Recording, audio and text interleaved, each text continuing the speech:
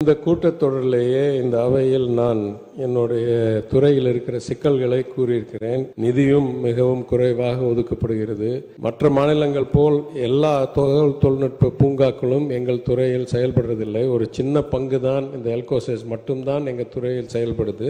பாக்கி tidal neo டைடல்லாம் தொழில்துறையில் செயல்பட்டு வருகிறது. அது அசாதாரணமான சூழ்நிலையாக இருந்தாலும் அதுதான் 20 ஆண்டுகளாக தமிழ்நாட்டில் நடந்து கொண்டிருக்கிறது. எனவே யாரிடம் நிதியும் திறனும் அதிகாரமும் இருக்கோ அவரிடம் கேட்டால் அவர் செய்து கொடுப்பார் என்று நான் கருதுகிறேன். எங்களிடம் இல்லை. அது மாண்புமிகு உறுப்பினர் கேட்காங்க. மாண்புமிகு அமைச்சர் இதெல்லாம் நீங்க உள்ளுக்குள்ள பேசி சிஎம் பேசி முடிவு எடுக்க வேண்டியது. பாசிட்டிவா பதில் சொன்னா உறுப்பினர்களுக்கு நன்றாக இருக்கும். மாண்புமிகு தகவல் தொழில்நுட்பம் மற்றும் டிஜிட்டல் சேவைகள் துறை அமைச்சர் அவர்கள். மாண்புமிகு பேரவைத் தலைவர் அவர்களே, தமிழ்நாடு மின்னணு நிறுவனம் உதகமண்டலத்திலிருந்து 87 கிலோமீட்டர் தொலைவில் கோயம்புத்தூர் மாவட்டம் விளாங்குறிச்சி பகுதியில் 61.59 ஏக்கர் நிலப்பரப்பில் ரூபாய் 217.46 கோடி மதிப்பீட்டில் தகவல் தொழில்நுட்ப பூங்காவை, அதாவது எல்கோசஸை அமைத்து 2008ஆம் ஆண்டு முதல் செயல்பட்டு வருகிறது. இச்சிறப்பு பொருளாதார மண்டலத்தில் Wipro, HCL, Accenture, access health care, value momentum உள்ளிட்ட தகவல் தொழில்நுட்பம் மற்றும் மருத்துவ தொழில்நுட்பம் நிறுவனங்கள் இயங்கி வருகின்றன. இவற்றில் 26,500 பணியாளர்கள் பணிபுரிந்து வருகின்றனர். மேலும் கூடுதலாக 2.66 லட்சம் சதுர அடியில் ரூபாய் 114.16 கோடி செலவினத்தில் ஒரு புதிய தகவல் தொழில்நுட்ப கட்டடம் இச்சிறப்பு பொருளாதார மண்டலத்தில் கட்டப்பட்டு கடந்த 6/11/2024 அன்று தமிழ்நாடு முதலமைச்சர் அவர்களால் துவக்கி வைக்கப்பட்டது. எனவே இந்த நேரத்தில் கூடுதலாக உதகமண்டலத்தில் ஒரு பூங்கா அமைக்க எந்த திட்டமும் இல்லை என்று உங்கள் வாயிலாக தெரிவித்துக் கொள்கிறேன். பேரவையின் அனுமதியுடன் வினாக்கள் விடைகள் நேரம் நீட்டிக்கப்படுகிறது. மாண்புமிகு உறுப்பினர் ஆர். கணேஷ். மாண்புமிகு பேரவைத் தலைவர் அவர்களே, இது 3-4 வருஷமா கேட்டுட்டு இருக்கோம்.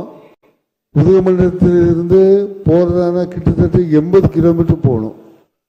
கோயம்புத்தூர் போறதானா படித்த இளைஞர்கள் நிறைய பேர் இருக்கிறதுனால நிச்சயமாக மாண்புமிகு முதலமைச்சரினுடைய கவனத்துக்கு கொண்டு சென்று இதற்கு வேண்டிய ஒரு ஆவணத்தை நீங்கள் செய்து தர வேண்டும் என்று கேட்டுக்கொள்கிறேன்.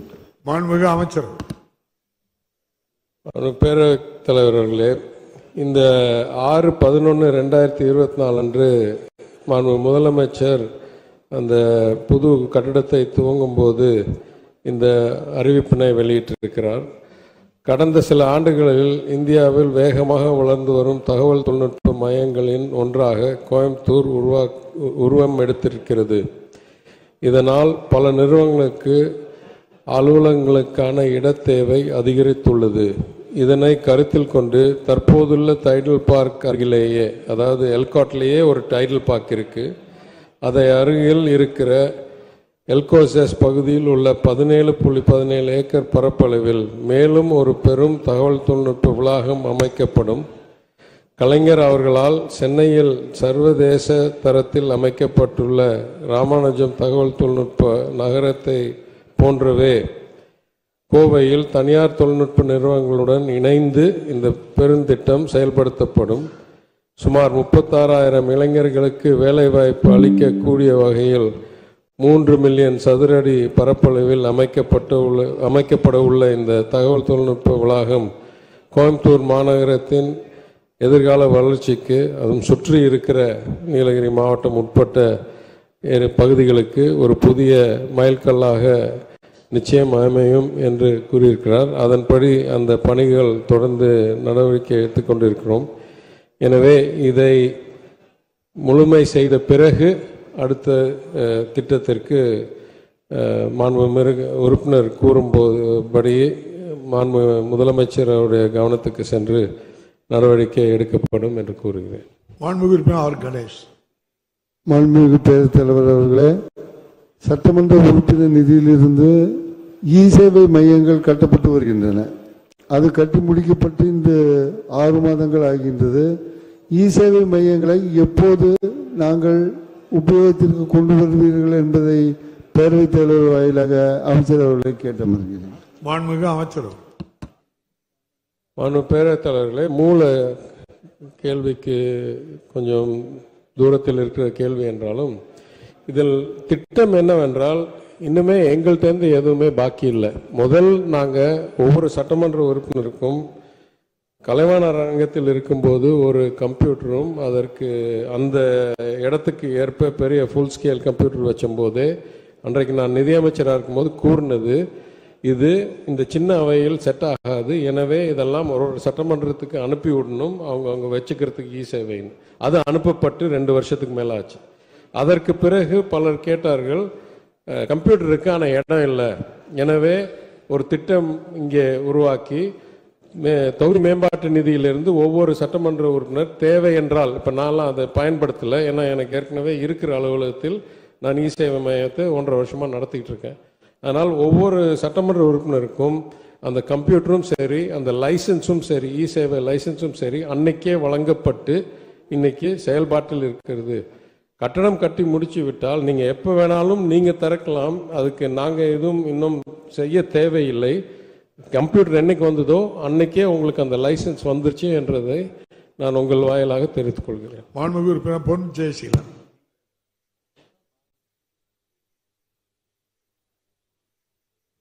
மாண்புமிகு பேரவைத் தலைவர் அவர்களே, எனது கூடலூர் சட்டமன்ற தொகுதியில் வேலை வாய்ப்பினை உருவாக்கி தருவதற்கான எந்த நிறுவனங்களும் இல்லை.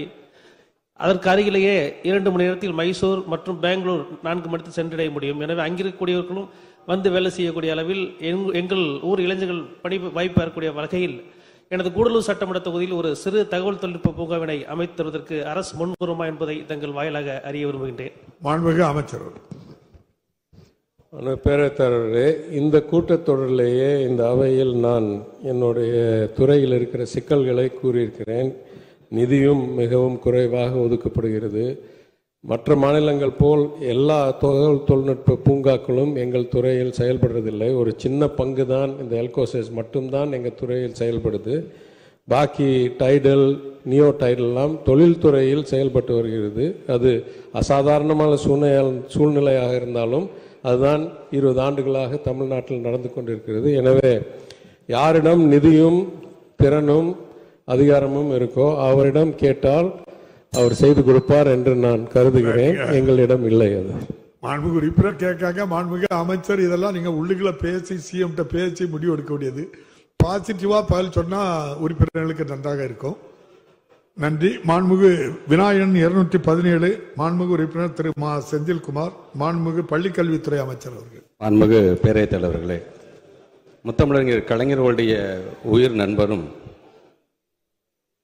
திருச்சி மாவட்டத்தை சார்ந்த முறையில் வெறும் நடிகர் திலகத்திற்காக மட்டுமல்ல, நாட்டுப்பற்று மிக்கவராகவும் என் கனடா நாட்டை சார்ந்திருக்கின்ற கௌரவ மேயர் பொறுப்பை வகித்தவரும் ஒட்டுமொத்த தமிழகத்திற்கே பெருமை தேடி தந்த நடிகர் திலகம் சிவாஜி கணேசன் ஐயா அவர்களுடைய சிலையை இருக்கின்ற இடத்திலே திறப்பதற்கு சட்ட ரீதியாக முயற்சி மேற்கொள்ளும் என்று சொன்ன மாண்புமிகு தமிழ் வளர்ச்சித்துறை அமைச்சர் அவர்களுக்கும், மாண்புமிகு தமிழ்நாட்டு முதலமைச்சருடைய அறிவுறுத்தலின்படி ஒரு பூங்காவுக்கு அவருடைய பெயரையும் அந்த பூங்காவில் அவருக்கான சிலை அமைக்கப்படும் என்கின்ற முயற்சியை எடுப்பேன் என்று சொன்ன எங்களுடைய நகராட்சி நிர்வாகத்துறை அமைச்சர் அவர்களுக்கும், நடிகர் திலகத்தினுடைய ரசிகன் என்கிற முறையிலும் உறவுக்காரன் என்கிற முறையிலும் முதலினுடைய நன்றிகளை நான் தெரிவித்துக் கொண்டு, மாண்புமிகு தமிழ்நாட்டு முதலமைச்சர் அவர்களை வணங்கி தங்களுடைய அனுமதியோடு விடை ஆ மற்றும் ஆ, புதிய தேர்வு மையம் அமைக்க தேவையான நிபந்தனைகளை இப்பள்ளி தற்போது பூர்த்தி செய்யவில்லை. மேலும் இப்பள்ளிக்கு அருகில் 8 கிலோமீட்டர் தொலைவில் போதிய உட்கட்டமைப்பு வசதிகளுடன் கூடிய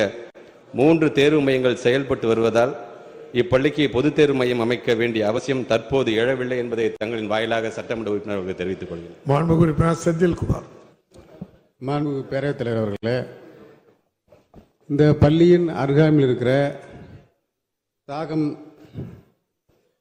தாகம் தீர்த்தாபுரம் அரசு மேல்நிலைப்பள்ளியில் அருகாமையில் இருக்கிற ஊரெல்லாம் சேர்த்துக்கலாம். பூண்டியில் ஒரு ஸ்கூல் இருக்குது, மெட்ரிக் மேல்நிலைப்பள்ளி இருக்குது.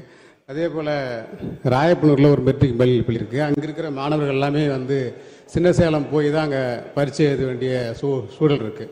சின்ன சேலத்துக்கு நம்ம தியாகம் தீர்த்தாப்புறம் கிட்டத்தட்ட 11 கிலோமீட்டருக்கு மேலே இருக்குது. அங்கே போக்குவரத்து சிக்கல் இருக்குது. மாணவர்கள் இங்கிருந்து கொண்டு போய் படிக்க வைக்கிறதுக்கு அங்கே இருக்க சுற்றுச்சூழல் பாதிப்பு இருக்குது.